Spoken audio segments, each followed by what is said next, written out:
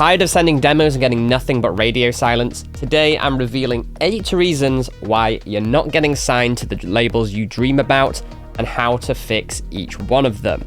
Quick mention, I've run label, heard thousands of demos, and I've seen the same issues over and over, so let's not do what the others are doing wrong and do it right. The last reason is probably the most important one, so make sure you watch all of them, but they're all gold. Reason number 1 is you're casting the net too wide. Now, if you're sending your music to every single label on planet Earth, the majority of them are not going to be right for you. It's best to do some research first and find out the labels that actually sound like you, and rather than wasting your time sending to labels that don't release the kind of music you're doing. Now, if you do send music that's inappropriate to a label that's actually pretty good, they might never listen to you again and not take you seriously. Do your research and find out the best way to send music to that label, and make sure you're sending something that's at least in the right ballpark of the sound they release. The further away from the style it is, the better the track has to be, because most labels like to play it safe, but if something's truly great, they might be willing to take a gamble on it. I can tell you for a fact this has happened because it's happened to me multiple times. Although many labels play it very, very safe and they have a strict formula, like Afterlife, for example, it all just sounds the same, basically, because they know what they like and it works and it's very marketable. Now, whether or not that's right or wrong, and super boring for that matter, I might say, is a whole different story. I do like variety in music that I listen to, particularly from labels. I like labels that take a gamble, but not all of them do. So make sure that your sound is in the right ballpark. If they are very, listen to the music they've released. You can literally just go to Spotify. So I have this folder, a playlist called Labels to Scour, and they're all from labels that I love, like Sakura, Colorize, Zero Free, you name it. And you can just listen to the music they're releasing, like how much diversity is there? What kind of style is their music? Is it uplifting? Is it dark? Is it heavy? Is it soft? Is it chilled? Is it more club focused? Get a flavor for what they like. Listen to their discography. By the way, this may be a label I've recently just signed a track to, and maybe also this one as well. The further you are away from that sound, the better the track has to be. So look, literally all of the big labels, the actually good ones, have their playlists. It's run officially by them. Conjuna Deep, Afterlife, Ein Musica, Stillvor Talent, you name it. Whatever, even if you're not in the melodic scene, I'm guarantee you any label that's actually worth releasing with will have their own Spotify playlist. And you can check it out, Purified by Nora and Pure. Oh, look at that, there's our track. But yeah, they literally have, you can listen and see what the vibe they like is. And basically, if it's for you, then send it. Or if it's close and it's a strong track, also send it. It's worth the time doing your research because, yes, it's boring. It's worth the time doing your research because, well, number 1, you could find a bunch of bangers out of it anyway. But also, it's well worth it. If you know exactly what the vibe the label wants, then you can make music specifically for them, or make sure that you're only pitching the stuff which they're more likely to say yes to. For example, if I make a hard melodic techno track, I'm never going to send it to Conjuna Deep because they don't make that kind of music or release it. So be targeted. It's well worth it. It's better to send to a small handful of people that you're more likely to get a yes from than 100 people that most of which don't care. Reason number 2, no personal touch.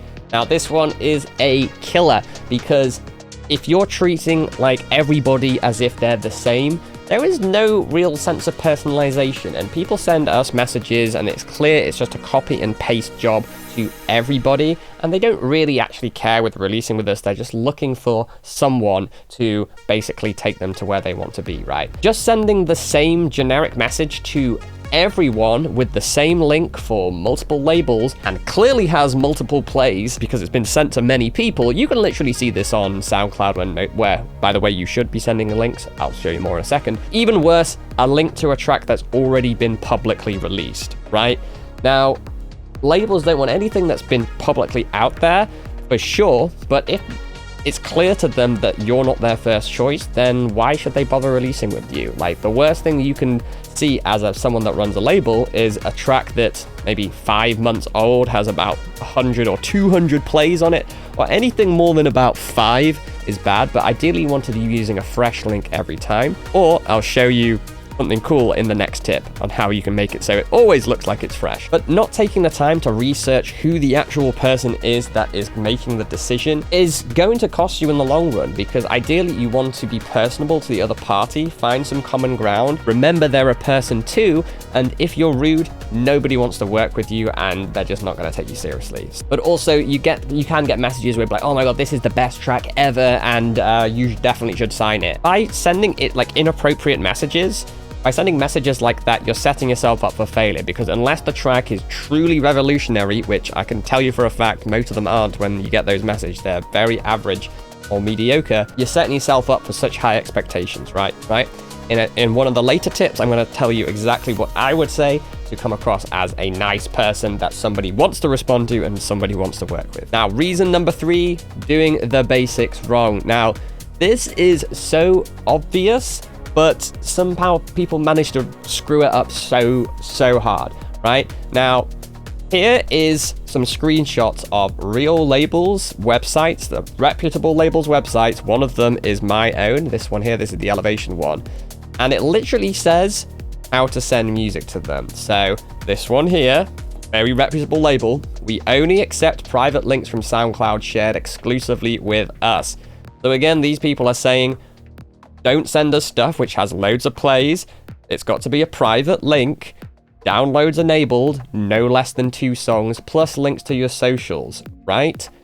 If you don't do those things, they're not going to listen. It's an immediate red flag. Same here. This, again, a very popular label that you'll probably know.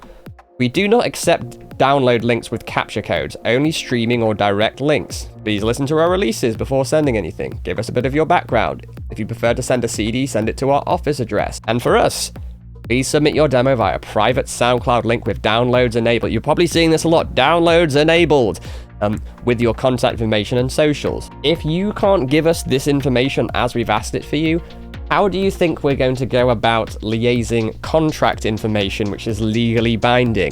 You sending over important information, assets. Are you going to follow instructions? Probably not, if you can't follow basic things that we're telling you at the first step.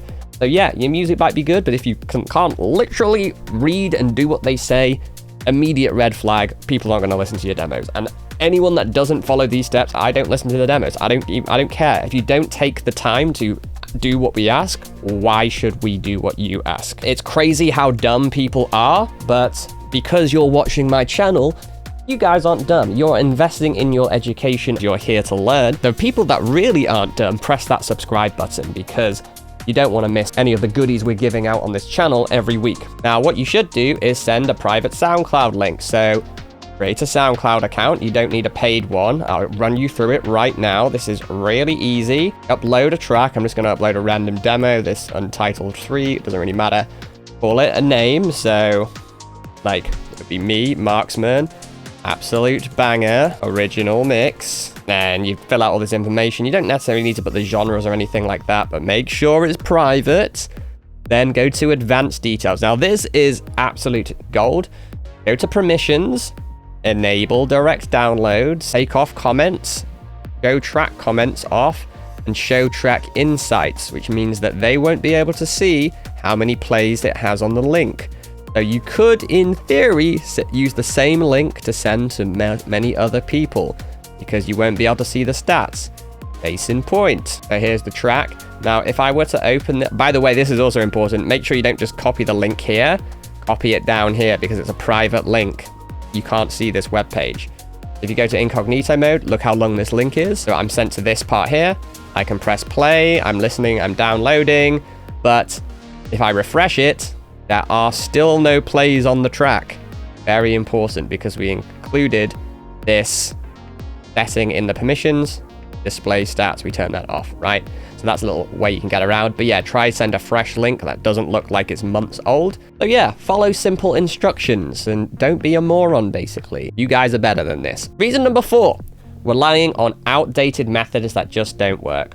So many people I know use like paid platforms like Label Radar or other platforms like that, where you upload your music and you can send it to multiple labels. Yes, some of the really big labels are on there, but I can guarantee that you're never going to get heard by them.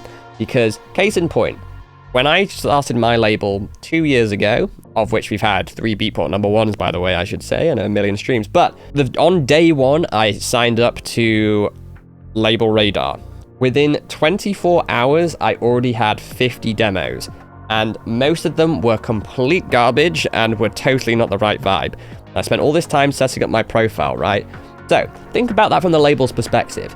If you're getting so many demos, of which most of them are completely wrong for you and bad, why would you ever check that platform? If a brand new label is getting 50 demos within 24 hours, imagine how many demos people like Anjuna Deep, Armada, or any of the other huge labels that are like listed at the top there. Like, it's gonna be like thousands a week, probably more. It's physically not possible to listen to that many demos a week. It's an unending task that you're never going to get on top of. So relying on them to listen from a platform like that is basically like winning the ticket to the lottery, right? You're going to be waiting minimum 6 to 9 months, maybe even a year for a response. This stuff doesn't work. The best route is to be direct. Find the right person, get in touch with them, and build a relationship with them over time. It might start out quite cold because they don't know you, but you'll see how much warmer things get and how much better results you get as you build a relationship with them directly. So rather than competing with, let's say, 1,000 people a day, you might be competing with 10 people a day. That's the difference. Now, obviously, I can't give you contact information from any of these people, but I do have a network of many of the big labels. We can pitch music to them on your behalf. However, we need to know your music is right. If you want to learn more about that, stick around to the end. There's something very exciting I can tell you. Or you can watch this video right here, which explains lots of more important things and how it all works. But that's something you want to do. Be direct, be personal, and go straight to them, not one to many. Yes, you might be able to sign to a label on that platform, but I guarantee none of them are going to do anything that you couldn't do and do yourself better. And most of them are very inexperienced labels, which are basically signing pretty much anything and hoping that it just randomly goes to #1 without no promotion and they make loads of money, which, by the way, never happens. So don't waste your time on these platforms sending to labels that aren't going to do anything for your career. You want to be working with reputable ones, but the only way to do that is going directly to them and getting your foot in the door. We can show you all of that in our program. If you want to learn more, video is right here. Reason number 5, lack of persistence. Now, this one is so important. Many people could have their music signed, but lack that drive to actually get an answer from the label, right? Many people often send one message, and if they don't respond or hear back immediately, they'll just give up, and assuming that they've been ghosted. People that run labels, myself included, but also particularly the big influential ones, the good ones, are super busy. And if they don't know who you are and you've never spoken to them before or sent them music or they've never responded, then they don't know you. They literally owe you nothing, right? They're probably busy working with their other artists or other people that they know, right? So you're going to have to remind them and be persistent to get their attention, right? And we often forget that people are humans. And if someone doesn't give you what they want, you're like, oh, this guy's an absolute twat or whatever, or they hate me, or you come up with all these crazy excuses. But honestly, like, sometimes you just forget. I'll be responding to a message or something, and then something pops up and I forget about it, and then there's another thing pops up, and then suddenly, like, I've totally forgotten that thing I was trying to do, right? I do set myself reminders. I always do get back to people. But sometimes it can take a while, right? I like to think of myself as pretty organized, but sometimes things take a while, and, you know, labels are no different. A lot of these labels are also run by artists who are touring, they're playing, they're producing, so like getting their attention is pretty difficult. The really big labels will have fully in-depth built-out teams who have specific people for this, who are looking for music just like yourself, but again, if they don't know you, they don't owe you anything. Just sending one email or one pitch is not going to guarantee that you get it heard. Just by following up, you can make sure that they do listen. And as you build the relationship with the label further down the line, they will take quicker to respond. So for example, the really top labels, people like Anjuna Deep, for example, like when I first sent them music, they took weeks to respond, sometimes a month, but now they respond within 24 hours because they know me and I built that relationship. It's important to be persistent because for it to be a yes, particularly with the good labels, it can take many layers of approval to get to the point where it's like, yes, this is a track. They have A&R meetings. They might be road testing it in clubs to see if it works well and how it goes out to like a group of random people in the crowd. So you've got to be patient, but also persistent. So remind them every now and then. But in your reminders and follow-ups, don't be annoying. Try and add value, which I'll tell you about in a second. But if you can't see that they've listened yet, then keep following up. And even if they have listened, I would recommend pushing for feedback. Be like, hey, I saw you took a listen to the track. I was wondering if there's anything I could do to make it better, or if it's something that you're interested in, or there's a lot of ways that you can explain it. But what I would say here is always come with the approach of being open to the fact that you might be wrong and that you're trying to get better and you would love to work with them. Don't be like, oi dickhead, why haven't you listened to my song? Be like, hey, I saw you gave it a listen. I was wondering if you had any thoughts. I'm trying to get better. I would really love to work with you. You guys are some of my favorite labels. I've loved your releases and it would be an honor to work with you on this track, or at least sometime in the future. If the track's not ready, if you're open to giving me some feedback, I know you're super busy, I'm all ears, you're not going to offend me, I just want to get better and get it right for you. If you position it like that, they will respond and you can start building that relationship. But if you are just assuming that you're the best and you keep like, why haven't you listened? Why haven't you listened? Hey, have you listened yet? That's super annoying, they're not going to do it. And every time you do follow up, try and add something cool each time. Don't just be like, hey, have you listened? Be like, hey, so I was playing this track in a radio show recently, or I played it in the club, or I played it amongst my friends, like one night we were having a party and everyone seemed to love it. They were singing along, or, you know, whatever. Something cool to make it seem that the track is hot and sweetening the deal a little bit, right? That really does help. All right, reason number 6, providing no extra value. Having good music is the absolute minimum requirement to get anything in the music industry. And what I mean by that is if you're wanting to sign to a good label, play at good shows, or basically get any results, like, it's assumed that you have good music. And yes, there are exceptions. There are people that have objectively pretty bad music. But if that's all you have to offer, then you're just going to be like everybody else and caught in this loop of not getting responses, not getting listens, and not getting signings. Now contrast that if you were to have something cool that the label might like, or what's called leverage, something the other party wants. Let's just say you have a radio show or something like that, or you've been playing their releases in your DJ mixes. Like, tell them that. You'd be like, and tag them in it. Be like, hey, I've been playing your music for a while, and they might already know who you are because they'll see that you've been playing and supporting their music. If you provide value to other people, they're going to want to reciprocate that back to you. Now, whether or not that means they actually sign the track or not is a whole different story, but they're going to be open and warm. This guy or girl's been supporting us, like maybe there's even like bare minimum, you don't need anything for this. You can just share their releases on socials, like it costs you nothing, but they will see. Maybe include them in your DJ set, have footage of it, record it, and so that they can see that you're a supporter. So when you send them music, they already know who you are. Like, oh yeah, it's Johnny, it's Marksman. I remember him, he's been supporting our tunes for a while. And then you mention that. So they're like, oh yeah, cool. They're way more likely to listen, and they're way more likely to give you a positive response.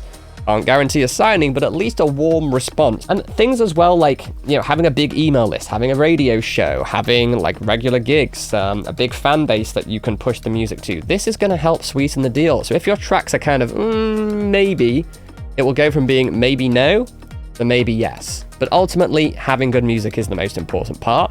But extra value is going to help, particularly when you're following up and trying to get a response from them and they don't really know you.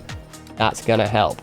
And the more you can provide to them and build that relationship, the more they're going to want to help you, to the point where certain labels, like the biggest of the big labels that I'm working on and some of my students are working on, they now just basically say exactly what I have to do to get a track to sign with them now. It's just like, hey, this track isn't going to work for us because this, that, and the other. If you were to do this, if you were to do that in the next track or something like this and send me loads of references for us and my students, this would be a signer. So they literally tell you what to do at that point because of all the value we've created. So the more you put, like, obviously you're going to start from nothing, but the more you develop the relationship, the more value you give them, the more they're going to return. You know, it's like karma. You do good things in the world, good things happen to you. And I like that. Most people are reasonable and like it when people help them out and feel obligated to help them out as well. So think about how you can build things that the label are going to want. We have lots of ways you can do that, which we can explain in my program, by the way. Another reason here, number 7, is misunderstanding social presence. Some labels play into this a lot more than others.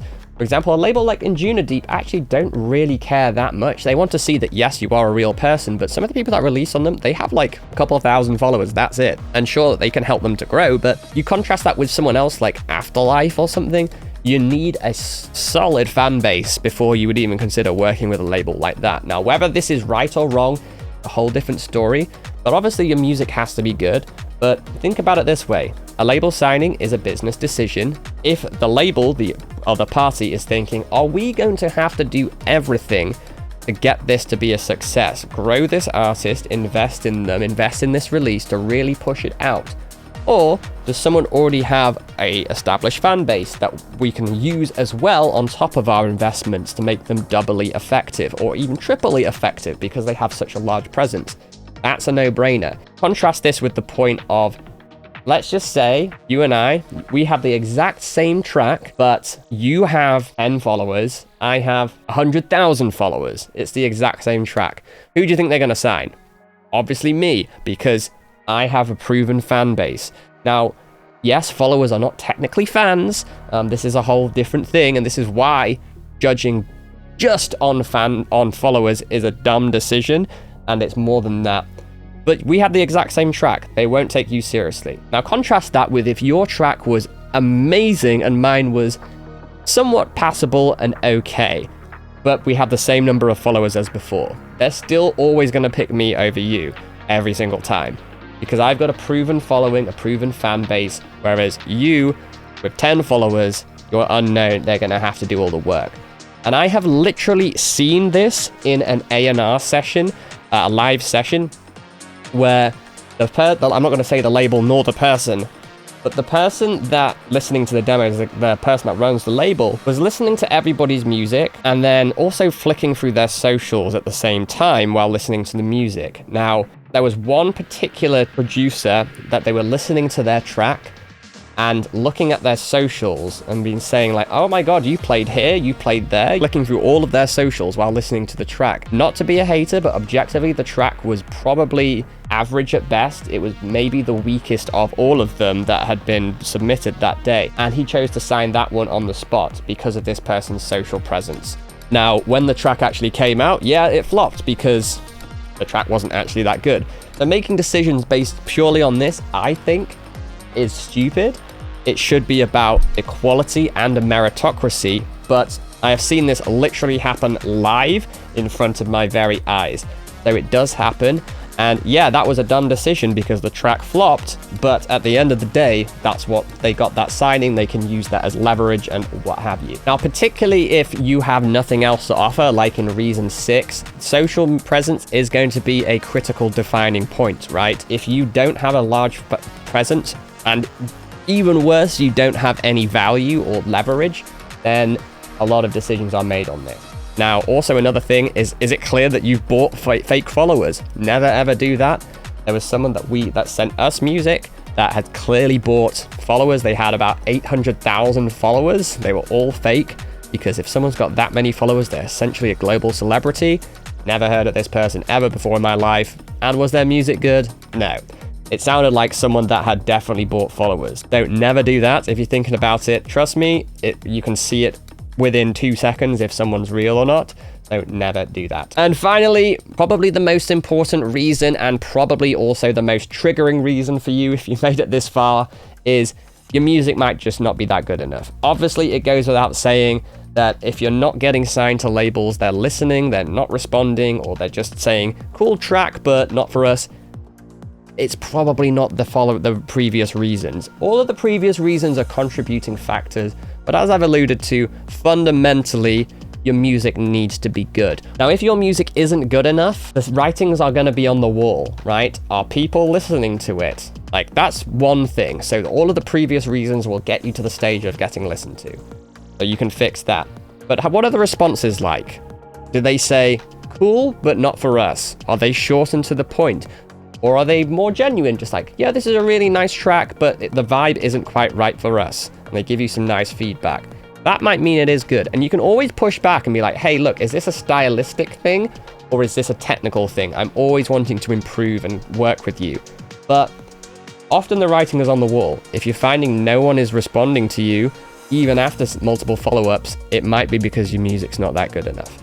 Now, we can help you with both the creative side and the technical side, so creating better, stronger ideas, also having them technically polished in the mix down and master through our academy, which you should join via the link in the description. But also, if you're serious about this, we have a program where we hold your hand, where we show you how to make professional sounding music that these top labels are going to want to sign. Plus, we'll also introduce you to them and show you everything you're going to need to know to make music, top quality music over and over again, that you're happy to release, in-depth critique of your mix stems. Now, plus introducing you to our network, growing your fan base, and all that fun stuff. If you want to learn more about that, watch this video right here at the top, where it explains everything else. Now, I will say this is a paid opportunity, but we guarantee results. So if you're the right fit, check this video out first, and then we can have a conversation about that. Join the academy either way, that's totally free. There's loads of courses in there that can help with mixing, arrangement, low-end mixing, music theory, and growing your fan base. Just to recap super quickly, don't cast the net out too wide, be personal, don't do the basics wrong, follow the instructions they tell you, do the more innovative direct approach and think about building a relationship.